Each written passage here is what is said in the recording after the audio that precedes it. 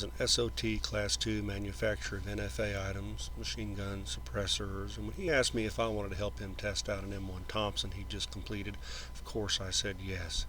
Unlike the clip you're seeing right now, the first day on the range was quite a bit disappointing. We couldn't get it to feed and fire anything from a magazine, although it would fire rounds loaded singly into the chamber. Wow. Huh.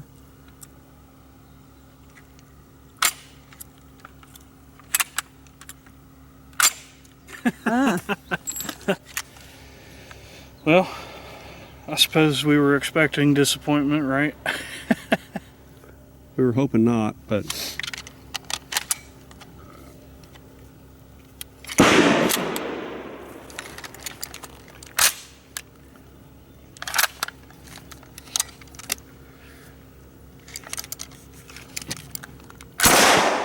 the plus side, it was dialed in pretty well. Well, should we put the extractor back in it? Yep.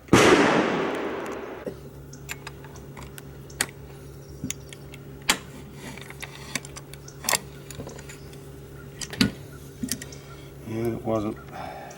So we're going to put the extractor back in.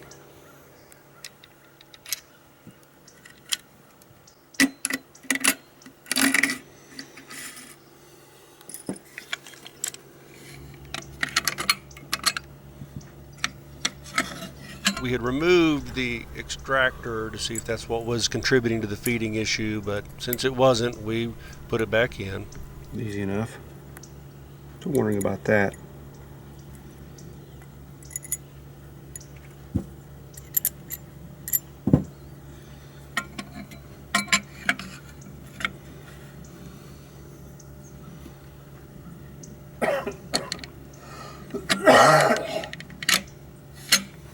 Before we put all that back together, I just think it's neat.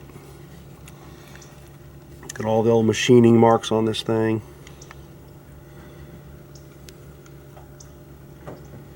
It's very simple how it works. And it fires from an open bolt, so bolt's up here when it's cocked. When you squeeze this trigger, it just drops this ledge that's caught on here. Just drops it down out of the way. Drops it down out of the way and allows it to just slam forward. So that every time it slams forward, it's stripping a round off. And then this little linkage here, this little lever, is connected to the firing pin. So when this lever's in the forward position, as it normally is, as soon as it slams home, that strikes the front of the receiver there, kicks it to the back, and it just levers that firing pin forward. It's a pretty neat idea.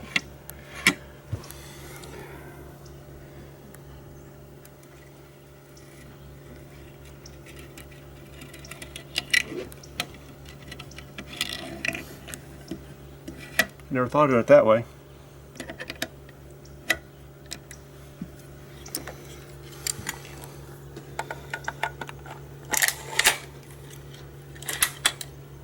Ready to go. It fires from the open bolt, so you know if you have it on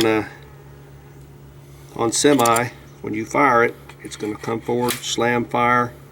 That's going to blow the bolt back, and it's going to lock in the locked position. And when you release the trigger, it resets it to fire again. Not sure how they accomplished the disconnecting on that. And then full, it's very simple. Squeeze the trigger, it just slams forward, bounces back, slams forward, bounces back, and just keeps doing that as long as the trigger is held. As soon as you release it, it'll allow it to lock back to the rear. As it turns out, rough feeding wasn't the only thing plaguing this machine gun. We disassembled the bolt and realized it was missing the firing pin spring. So firing pin spring was ordered, was assembled into the machine gun, and I was given the honor of test firing it thus assembled after we of course fixed all the feeding issues. It's either going to work or it's not. Ready?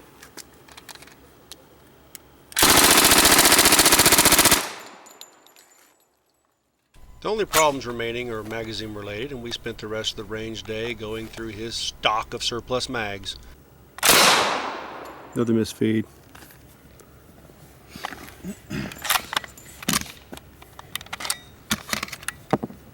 Well, at least we're getting a call through the mags. Yeah, that's kind of why I wanted to do all of them today if we had the chance.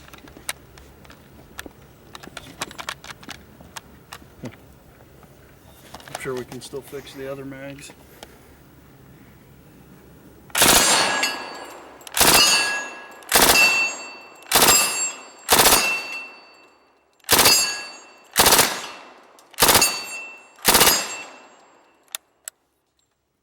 You hit all 3 plates on one of your bursts.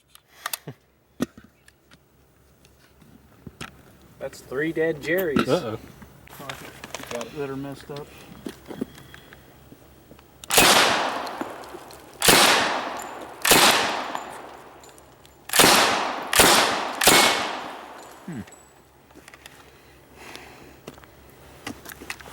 Now try it World War II style here.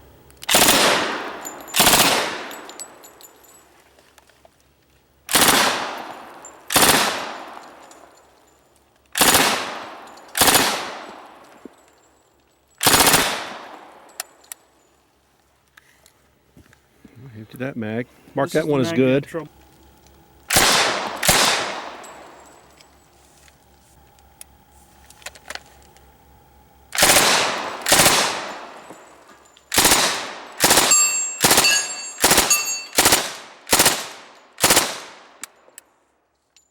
So you can tell when the disc.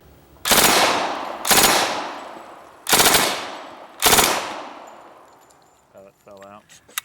Mag fell out. Might not have it seated all the way.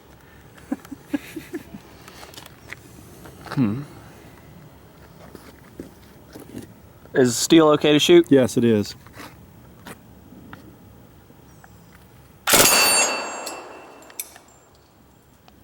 Mag fell out. Alright. Alright, who's next? The magazines just came out of a box from That was the 50. 30 of them you got?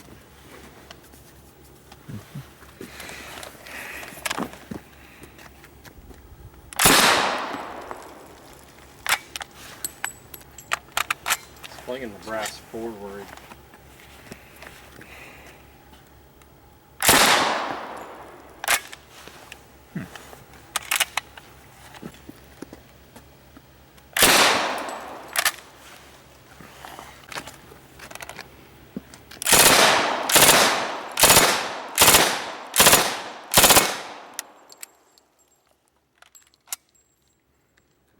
I guess that mag's good.